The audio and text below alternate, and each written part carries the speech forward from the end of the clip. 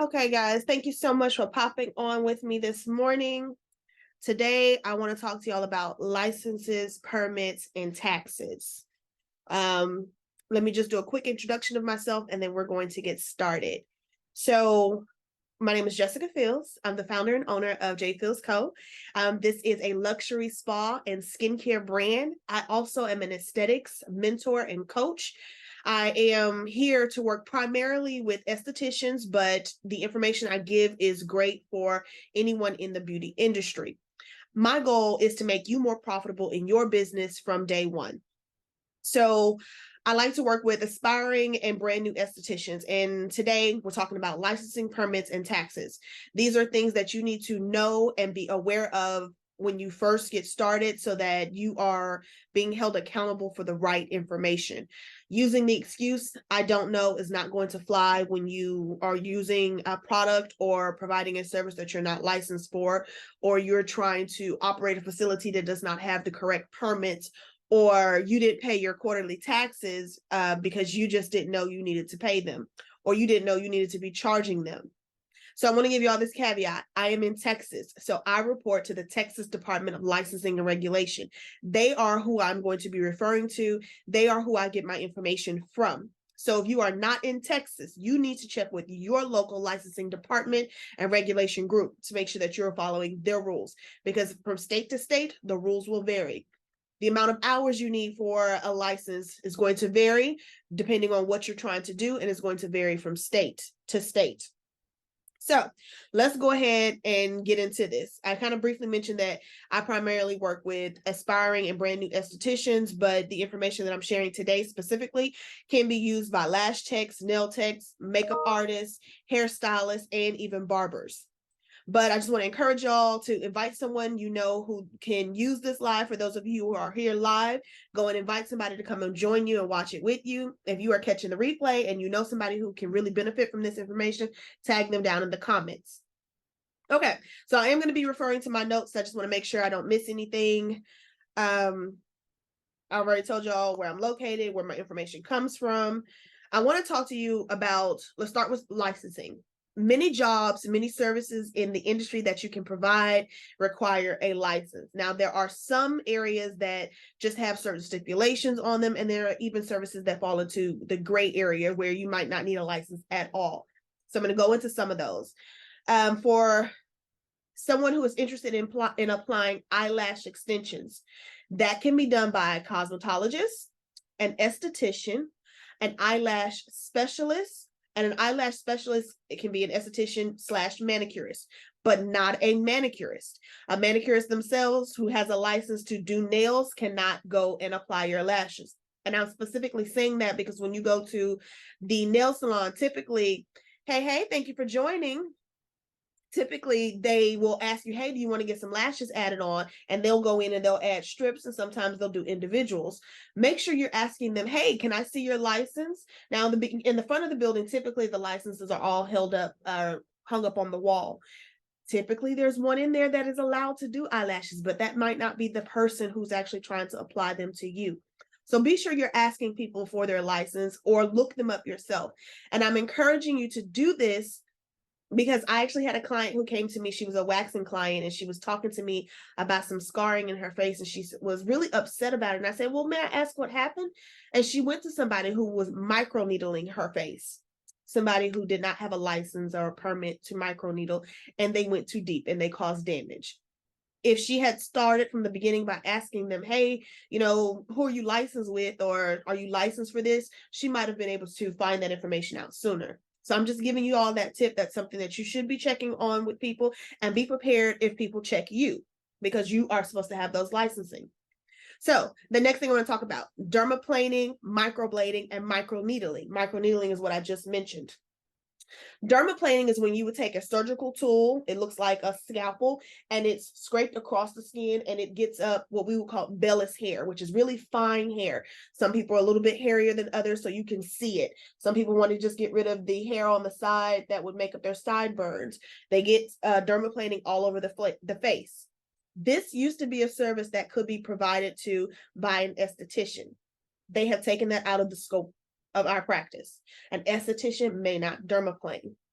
Microblading is when we are drawing on the permanent eyebrows, and it's with a needle. It's almost like tattoo, permanent makeup. A regular esthetician cannot provide that service anymore. It has been taken out of the scope of practice. The next thing I talked about is microneedling. It's a tool that they stamp into the skin, and it has little needles on the end, and it makes pinpoint bleeding. It's a practice where you're causing a wound and your skin is going to rebuild itself. Y'all forgive me if you hear my neighbor outside blowing. Nobody's cutting the yards. He just does that. So I apologize if you hear that background noise. But anywho, so dermaplaning, microblading, and microneedling. Those are things that used to be able to be performed by an esthetician. That is no longer allowed. Those services are managed by the Department of State Health Services. Again, this is for Texas. So if you're not in Texas, you go and you find out through your licensing and regulation department if that's something that you can provide. But again, that's something that we are no longer allowed to do. So if you want to provide those services, you need to go to the Department of State Health Services so that you can get the proper license to provide it. There are specific trainings that come with those services, and that's why I'm bringing that up. In order to apply for a license in anything, you're going to have to go through very specific training. It tells you how to do the service and do it with getting results, and so that you don't harm someone. Hair braiding, that's another one I want to talk about. Hair braiding is no longer, a license is no longer required in order to perform that. So you can braid natural hair, you can add in synthetic hair. That has been deregulated. So you do not need a license to do that. So if you're interested in just braiding hair, you don't need a license. Go for it. If you don't believe me, go to Texas Department of Licensing and Regulation, TDLR.com, and you can look this information up. Everything I'm giving you, I have received from TDLR. So I'm telling you, these are the things that you need a license for and some things that you won't need a license for. Medical spas. Medical spas are a specialty. That in order for me to get into medical spas really in depth, that's going to cost for a whole nother live. So if that's something that you're interested in, comment below and I can do a series or a video on that. But medical spas are, again, they're a specialty service. You do have to have special licensing. You have to have special permits to be considered a medical spa. And typically medical spas provide certain services like some of those dermaplaning, the microblading or the microneedling. Those fall under medical spas. But who gets to manage those licensing? Who gives out those permits? That's why I say medical spas are a bit specialty. The next thing I'm going to tell you about: body wraps, body treatments, body scrubs. Those are things that we love to get at the spa. Those do not require a license at all to do. So if you are someone who's looking to get into this industry and you want to provide those services, you don't have to have a license to do that. But if you go out and get a facility, you will need to have a license to provide services. So again, that is a special certificate or license that your building will need, your facility will need. Shampooing and conditioning, no license is required. So if you're just cleaning and conditioning hair, you're good to go. You don't have to have a license. But then when it comes down to styling, cutting and coloring, you're going to need a license, a cosmetology license. Threading. This is a hair removal technique where they take literally needle thread and they fold it up a certain way. Most ladies get it on their eyebrows. It can be quite painful, so you don't typically do it on larger areas, but it can be done. Threading, a license is not required. So if you know how to thread, you want to watch some videos on YouTube or anywhere else, you pay for somebody's course, that's a service that you can do without having a license. Shaving. Shaving can be done by a cosmetologist with a safety razor only, or a barber. If you're a barber, you can shave and do any type of barber style services. So that's the caveat with shaving. Facials and waxing, that must be done by an esthetician or someone with an aesthetics license. Laser hair removal, that requires a certificate, and the facility that you're providing that service in must also be registered. So those are the things that I wanted to kind of break down with you guys about licensing and permits. And I want to talk a little bit quickly on permits. While you're in school, aesthetic school, cosmo school, barber school, they're going to give you a permit. And it's not a free permit. It is something that you actually have to apply with or for through your school, wherever you're enrolled in. They're going to take your funds and they're going to go to TDLR or whatever state you're in, and they're going to request a permit on your behalf. This permit allows you to practice services under supervision of someone who is licensed so that you can build your skill set and you can really learn how to operate and do these services for yourself. Again, this permit is not free. You cannot just go and apply for one. You must be enrolled in someone's school in order to get the permit. While you are under a permit, you cannot charge for services. That is illegal and you can be fined for that. Under a permit, the services that you're providing are supposed to be done under the supervision at the school. Now, those people can pay the school a small or discounted fee to cover, the cost of materials, back bar items, and things like that, but they're not paying you directly for the services. Now, they can tip you if your school allows that. That's between your school and you guys. But just keep that in mind. Once you have that permit in place, because you're in school, you can't suddenly go put up something on social media and say you're taking clients at your house. And actually, let me speak on that real quick. Again, I'm in Texas, and I've said that several times in this video because I want to stress I am in Texas. The rules I'm telling you will not apply in Florida. They will not apply in New York. They will not apply in California. They apply in Texas. But people offering services in their homes, I'm completely against it, because most people do not follow the rules. TDLR will allow you to practice in your home, but they have very specific rules that allow you to do so. You must have a separate entrance into the area where you're going to be providing services. It must be closed off from your home during your working hours.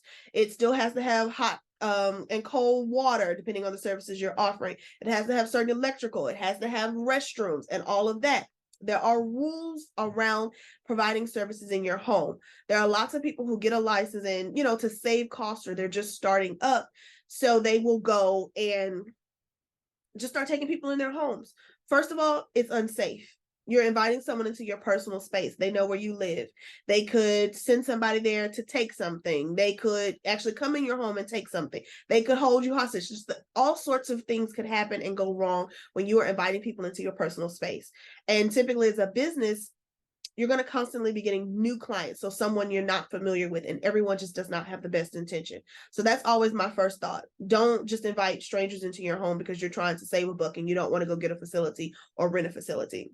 That's the first thing. The second thing, if you are taking clients in your home, say you only do referrals and you piss somebody off, somebody's going to report you to TDLR. They're going to call them and say, she is doing hair at her house. She is doing facials and waxing outside of her house. Y'all go get her. TDLR will fine you. And when I was in aesthetic school, which was in 2018, the fine at that time was $10,000. It's 2023 as of now. I don't know what the fine is today. 5 years ago, it was $10,000 if you were caught doing services in your home. And they could pull your license from you and bar you from getting it again. So that means you now can no longer practice. Whatever service or field you were in, you can no longer practice. Are those risks you want to take by bringing people into your home? No. So that's something else I just want to share about doing services in your home. Let's move on to taxes. I'm not going to go super in depth here. I'm actually going to kind of briefly hit on it. There are different levels of taxes and different types of taxes that you'll have to pay when you are in the beauty industry. If you sell retail products, and I highly encourage you to, it is a great way to raise your revenue and make more funds in your business. Again, the retail, 30% of your revenue should come from retail. Once you're retailing, you're required to collect taxes in the state of Texas. And depending on where you are in Texas, the tax rate is going to be different. And that's done through the Texas State Comptroller's Office. Quarterly, they expect you to send a report in, whether you sold products or not. And if you sold products, you're going to have to pay the taxes that you were supposed to collect from your clients and customers, and you have to give that back to them. If you didn't sell any products, you have to just tell them, I didn't sell any products, I don't have any taxes. If you do not turn in a report, they are going to assume based on the type of business you have and pull a number out of thin air. And I guarantee you the number they pull out of thin air is going to be so high, it'll make your head spin. And I'm talking from personal experience. I created it's called a seller certificate, so I can collect taxes on the products I was selling. And I was just getting my business started, so I probably applied a little too soon. But anywho, I got the certificate sitting over here on the shelf. I'm still building my brand, so I'm still mixing products, I'm still testing products, and I let 2 periods or 2 quarters go by, and I got a letter from, I probably got a bunch of letters from them, and I just stuck them over to the side. Now, this is personal experience, y'all. And one letter, for whatever reason, I decided to open up, and in it, it said, well, you did not turn in a report, so we're assuming because you're a spa, you probably sold $10,000 worth of stuff. So your taxes is, and they broke it all out. And they were like, how would you like to make this payment? We can do checks, we can do charge cards, you can set up a payment plan. So I reached out to him at this point, and I told him, I was like, oh no, I'm brand new in my business. I haven't sold a thing. And the lady, I actually got somebody on the phone because at this point I'm hysterical because this bill is so high. And they were saying if I didn't pay it, they were going to turn off my certificate. Now, ultimately, I needed this certificate. So I get a lady on the phone, and I'm like, oh, ma'am, I'm brand new. I haven't sold anything. I'm still actually on the back end. She said, well, why didn't you turn in the report? I was like, I didn't know I had to. She goes, okay, that's too bad you didn't know. I will go in and do a report for you now. So we went through the process of doing a report saying I didn't owe any money. She goes, okay, so now you only have to pay $50. I was like, why do I have to pay anything? She goes, because you didn't file a report. So this is the fee for a late filing. And I told y'all I did for 2 periods. So I had to pay $100. So $50 for each period. And I was like, no, ma'am, I'm just starting out. I'm already spending all of this money. I can't do it. So she said, okay, we'll waive one fee. You're still responsible for the other. So I still had to pay this late filing fee. So if you're in Texas, the moment you apply for your tax certificate so that you can start collecting taxes, make sure you do your report, and it's quarterly. So January through March is going to be due like April 20th. The March through March, April, May is going to be due June 20th, if I'm not mistaken. But you go to the Texas State Comptroller, and depending on when you set it up, they'll tell you your due dates. But I'm just telling you, don't sit on that tax, on those taxes. Those are taxes you'll have to pay. Now, if you go and you rent a room somewhere, like a salon suite, you're just renting out a room somewhere and you're publicizing that's your space. You have mail coming to you in this space. You set up a Google account, which you should. You've got a Groupon or whatever. You're advertising that you have rented this facility and clients can come see you. You now can expect to pay taxes on that. And what if you're saying, but I don't own it, I'm renting? You are. They still want money from you too. I learned that recently. I have been in my last facility for 2 years, and they sent me some paperwork, but I was like, oh, I don't own this place, so I don't have to pay these. So I set the letter down. I think I would have learned after the first retail taxes that don't just sit a letter down, call and inquire, and make sure you thoroughly understand it. So ultimately, I get on the phone with someone else because I had gotten, I think, another letter. They were trying to find me. They were saying, well, we assume because of the kind of business you have, this is how much taxes you owe us. So I got on the phone with this very nice gentleman. And I said, why am I paying you taxes? I don't own this building. I rent it. The guy who owns this building pays property tax. He said, no, ma'am, these are not property taxes. These are business taxes. We see that you have a spa, so you must have equipment in there. I was like, yeah, I have equipment in, but, I'm tax exempt. And I'm like, I got my certificates. I'm, up to date. He goes, that's great, but you still have to pay us too. Mine was blown. I was super upset about it. I was like, okay, well, fine. How do I fix it? Because I know I don't owe nearly what you're saying. So he said, well, I'll help you. The guy was, that's what I said, was very kind. He sat down with me and we went through all the equipment I have, all the products I have, the products that I sell to people, the products that I buy from other vendors and then resell. I had to go through and list it all. I had to show receipts for the equipment I purchased. And a percentage of that is what I had to pay in taxes. So taxes are a real thing. And the reason I'm breaking this kind of stuff down is because these are costs that you need to add up if you want to be an entrepreneur, you want to own a business, you want to do it in the beauty industry. The bottom line I want to leave you with, when you get letters in the mail from any official entity, from your state, when it comes to your license, it comes to your permits, it comes to your facility, do not ignore them. Open them up, read them beginning to end, get a full understanding. If you don't have a full understanding, you can call them, you can email them, you can fax them, you can show up at their buildings because typically they have a headquarters. Go and get clarity. Ask them to explain why they feel you owe this, why you have to pay this, why you have to do this, why you have to register for this.